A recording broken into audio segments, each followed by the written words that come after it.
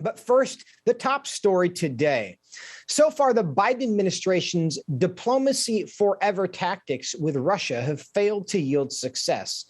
The Kremlin said yesterday there was, quote, little ground for optimism after the terms of their ultimatum, removing NATO forces from Eastern Europe and permanently barring Ukraine from entering NATO membership, were rejected. Russia's movements along the Ukrainian border continue to cause concern. Here's what Pentagon Press Secretary John Kirby said yesterday. Continue to see, including in the last 24 hours, more accumulation of credible combat forces arrayed by the Russians in, again, the western part of their country and in Belarus. So without getting into a tick-tock every day of how much more we're seeing, we continue to see him add to that capability. Not dramatic, as I said the other day, also not sclerotic. President Biden also held a long phone conversation with Ukrainian President Volodymyr Zelensky, discussing joint action and economic support. According to a spokesperson for the White House National Security Council, President Biden said that there is a distinct possibility that the Russians could invade Ukraine in February. Could that be prevented? Here to unpack the moves and countermoves is U.S. Representative Scott Perry. He's a member of the House Foreign Affairs Committee. He's also the chairman of the House Freedom Caucus. He represents Pennsylvania's 10th Congressional District. Congressman Perry, welcome back to the program. Well, thank you very much for having me. And it is indeed an interesting time. You know, the president, his actions, President Biden's actions have created the circumstances in Ukraine, in my opinion. And it's up to him to get us out of those circumstances. It's not he should not count on our military to make up for his blunders. He's given Russia everything that they've wanted, and so there, you know, it makes sense that they're just going to continue to go for more. And so these unilateral, unrestricted demands by Russia should not be seen by the United States as anything serious. And you know, we don't submit ourselves to the demands of essentially what is a totalitarian country under the leadership of Vladimir Putin and free countries. Yes. Yeah, I just want to see if I can get you to elaborate a bit on why it is that you think this situation is something that the Biden administration has essentially created. Well, it's created it in two very striking ways. First of all, he's given the waiver to Russia to complete their Nord Stream 2 pipeline, which allows Russia to hold the rest of Europe hostage for the very vital energy resources that they need, especially during the wintertime.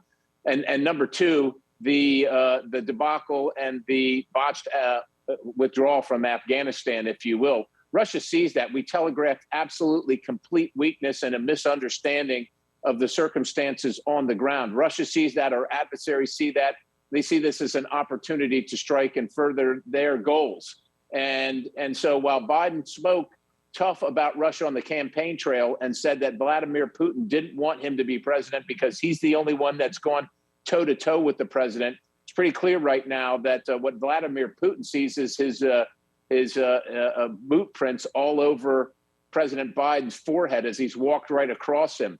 This is up to President Biden and, quite honestly, NATO and the EU to settle. And it should not take American forces. It's great that we're providing military supply support, materiel support in the way of arms and equipment. And we should do that with our allies anytime that they need assistance. But sending our sons and daughters over there to die on behalf of President Biden's botched diplomacy is not the right answer here. And I think it would be a grave mistake.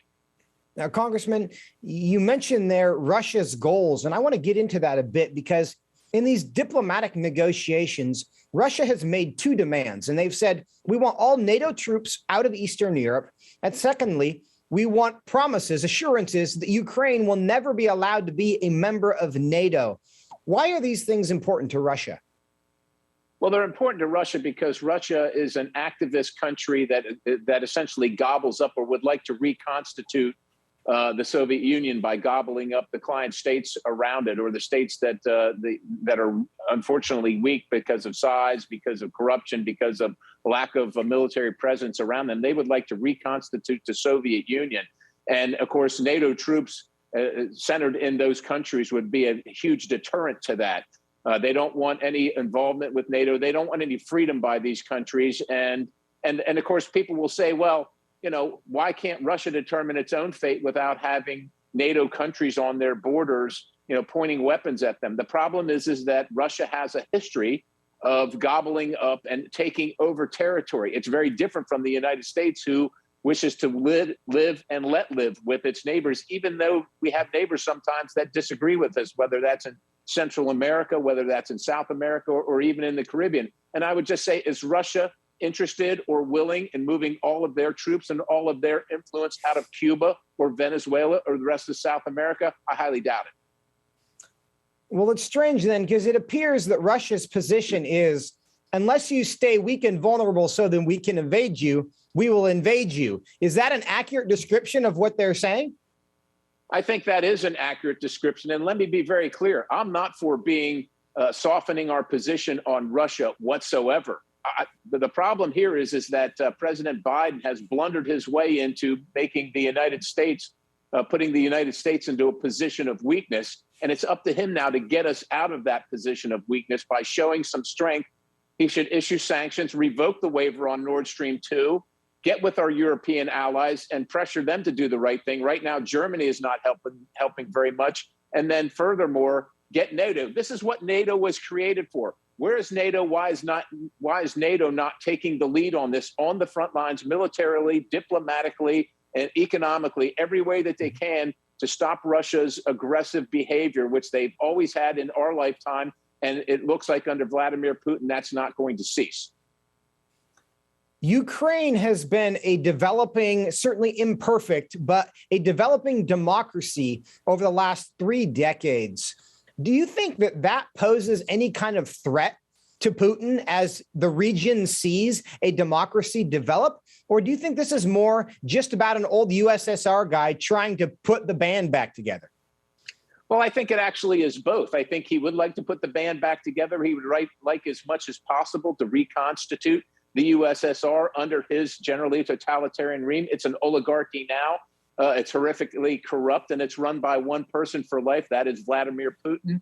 And so you can have both at the same time. A democracy would certainly challenge that. They don't want that, whether it's the Russians and their oligarchy, that's essentially a tyrannical government, or whether it's the communist Chinese, who are now more and more working in league with Russia. So that's exactly why we have a stake in this. But let's be very clear-eyed about it, and let's be very careful what we commit to.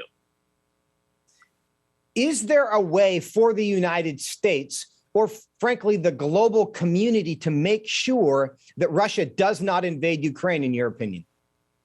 I think there is, and I think the way is economically, and that's Russia and Vladimir Putin's Achilles heel. And of course, that's our strength, and it's much of the rest of the world's strength in energy production. But again, President Biden let the horse out of the barn. He let Russia essentially open up Nord Stream 2, and now they will coerce and extort their neighbors and bully their neighbors using military, at least the imprimatur or the specter, the threat of military force if they need to. But they can certainly turn off the valves to the very necessary gas and oil that these countries need, especially during the wintertime. We need to fill that space, and actually we can do a lot to bring Russia back into the fold economically if we're willing to do it. Representative Scott Perry, a lot of attention here on the Ukrainian-Russian border. We still have some issues at our own border with our southern neighbor. In December, Border Patrol apprehended 178,000 people, which is more than 100,000 more than any other December on record. What's happening here? Record month after month. Under the Biden administration, record after record has fallen, as we've seen upwards of 2 million people illegally cross our border. President Biden is focused on the Ukrainian border, but he's certainly not focused on ours. As a matter of fact, he's encouraging and has encouraged people to continue to stream across the border illegally. This was over 100 countries. We don't know the status of these people. We don't know if they might be on the terror watch list. There are many that get away other than the ones that come into our country and burden our systems, whether it's healthcare, whether it's law enforcement, whether it's national security. So I would say whatever is good for the Ukrainian border and securing that from Russian incursions certainly is good for the American border and securing that from incursions as well. And I just wonder if President Biden would be okay if the Russians said, well, look, we're not going to bring our guns, we're not going to bring our tanks, but we're going to stream across the Ukrainian border and take up residence in the homes and the businesses in Ukraine. Would that be okay? Because that's similar to what's happening in the United States of America right now. And under President Biden, that's the circumstance, and it's going on unabated. It's why we're planning to hold a hearing in the House Freedom Caucus next month on this subject, because my colleagues on the other side of the aisle in the House refuse to address it, and of course the administration refuses to address it. But the American people are feeling the effects of it, and we in Congress think that something ought to be done about it. If my colleagues on the other side of the other side of the aisle won't deal with it and have a hearing on it, we certainly will. Congressman Perry, we've got about 30 seconds. Of these 178,000 people being apprehended, does this mean it's working? Are they all being sent back, or is something else happening? No, what we know is happening, and you're probably kind of alluding to this, is that they're being sent all across the interior of the country.